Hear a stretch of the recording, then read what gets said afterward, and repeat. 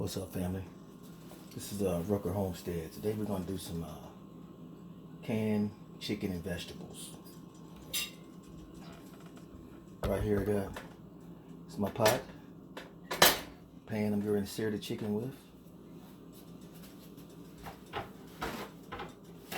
Get ready to then make it happen.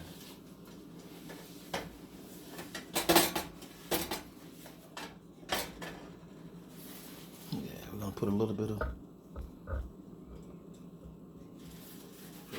oil in the pan. Just a little bit, not much.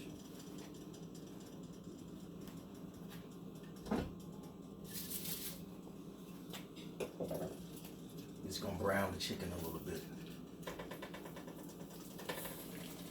I cubed it up a little bit.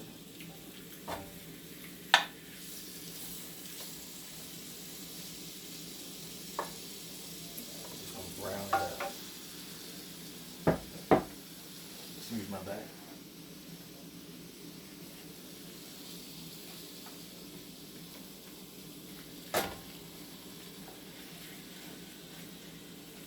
I'm gonna put it all. Let's do it like that.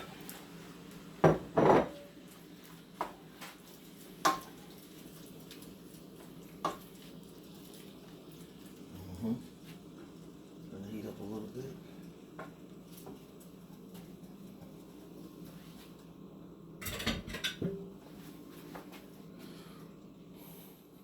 This is the browning process. It's almost done. Once all the chicken bites get like this right here, you're not cooking them, you just kind of brown them a little bit.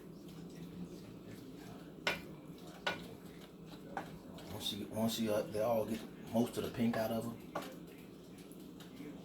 that's what I'm gonna set them to the side and get ready to put them in the jar. Let's get it going. Jars are warm. Chicken ready. You load up the chicken in each jar. I'll do the chicken first. I'm doing pint size because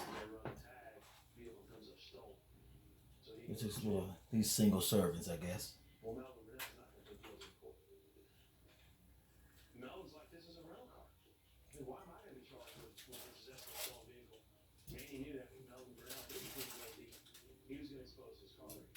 I'm not gonna use a funnel. I mean, you could, but hey, you're gonna wipe off the lids, the rims anyway, so we just do it like that. I hear you laughing back there, babe. Yeah. Next, we're gonna add some veggies, just a handful or whatever.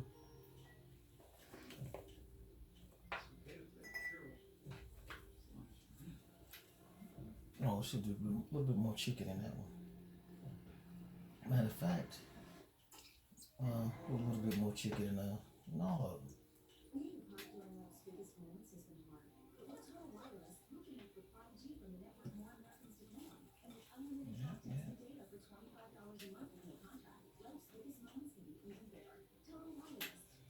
Okay.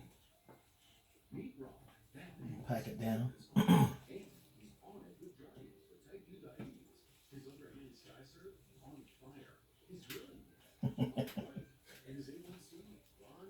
Yeah, we're gonna pack them all down a little bit.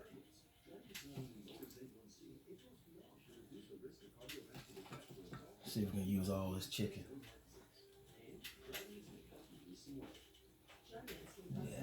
Yeah. That's what we're gonna do.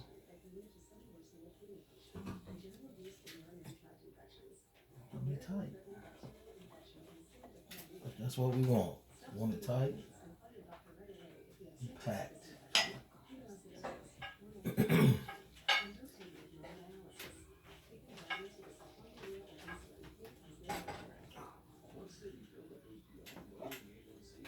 Chicken that we don't use, just finish it up on the stove or whatever later.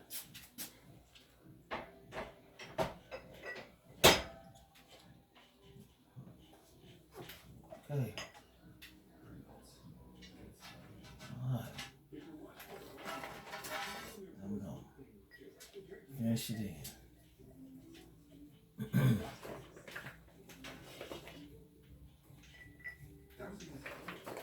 first time doing this, so hey, we'll see how it turns out.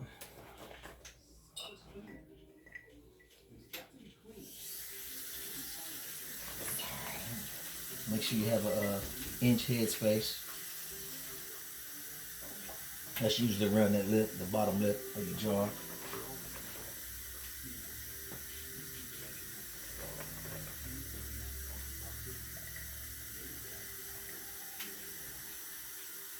Mm-hmm.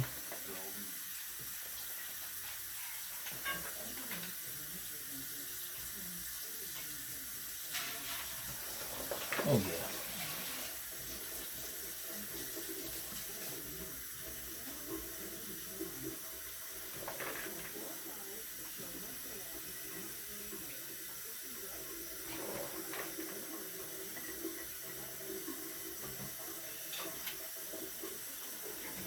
Inch head space.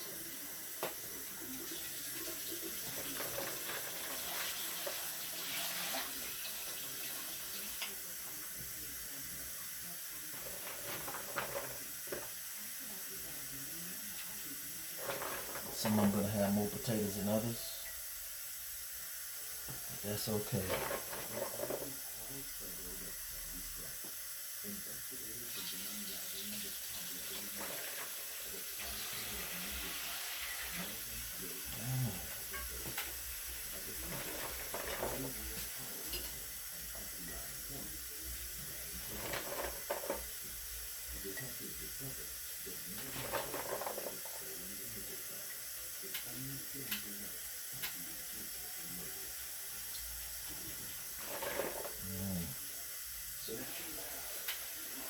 Inch head space. Look at, you can measure it out, but you can see it with your eyes. And I'm gonna add a little bit of chicken broth. And then be ready to put in the can.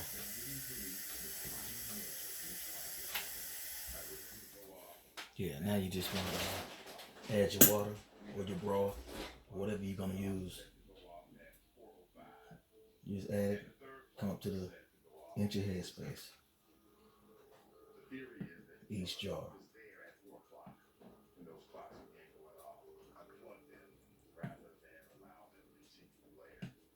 Inch of head space.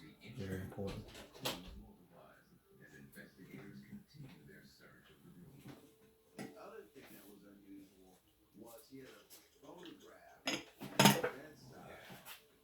Inch of head space. Make sure you get this right.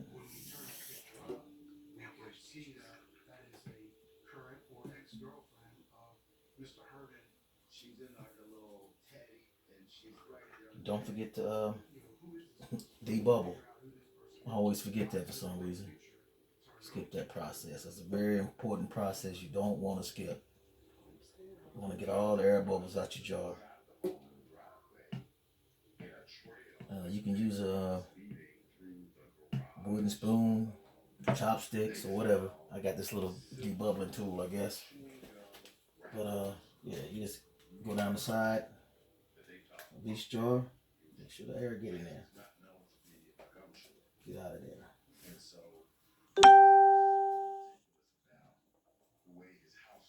it. You might have to add some liquid, or you might not.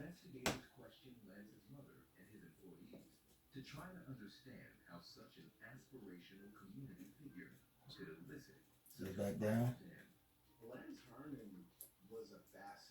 Just like that.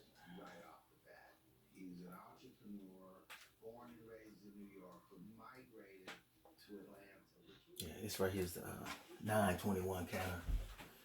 It holds 18 pints and 7 quarts. I'll load them up. Just sit them in the can, one by one.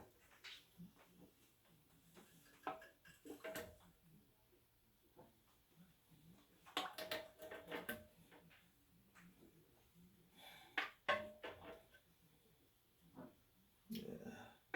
Hard process of this canning deal is preparing your food, getting it all prepared.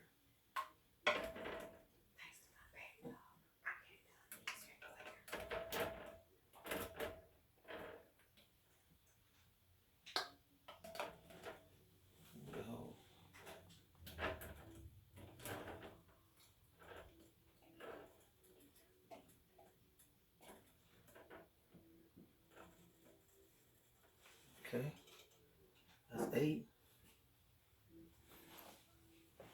We're gonna put another shelf in. Yeah, we're gonna add another shelf. So that's what we're gonna do. You set the little on top. Add your jars. Just like that. And you put your little lid on. It's got on the 921, they got the arrow right here. And it's got a little notch right here. You just line those up like that.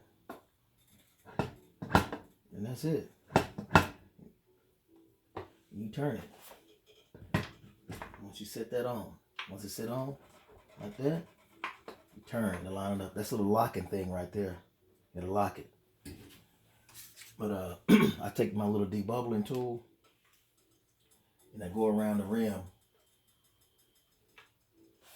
Make sure it's all lined up evenly.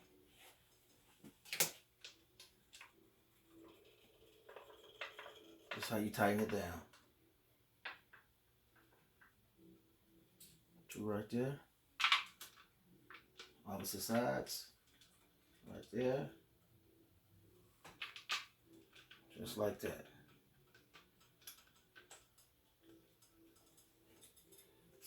But I take my little tool and I make sure it's even all the way around.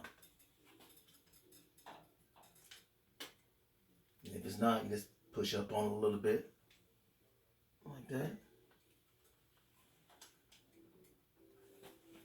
Just like that right there. Then just crank them down. Like that. That. Like that.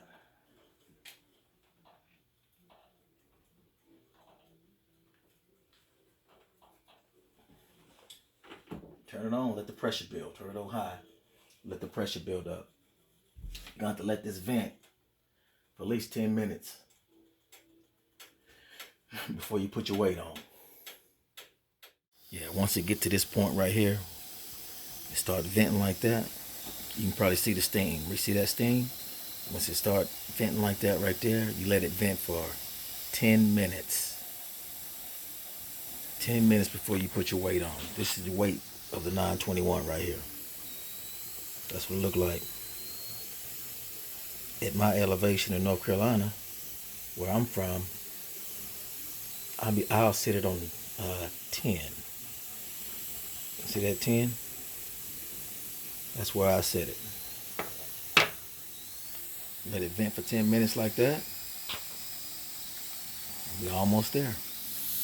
Now that it has vented for 10 minutes, you put your weight on.